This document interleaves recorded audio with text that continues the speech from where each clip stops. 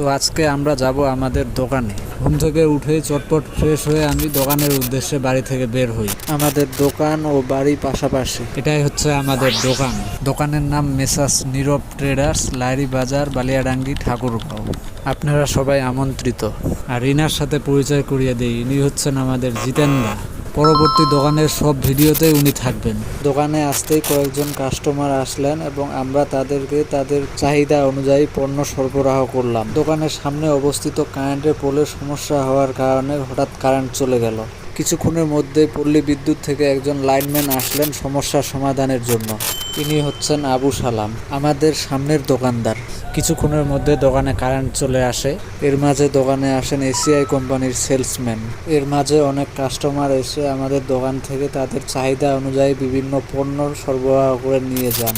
এভাবে সারাদিন ধারাবাহিকভাবে আমাদের দোকানের সব কার্যক্রম চলতে থাকে।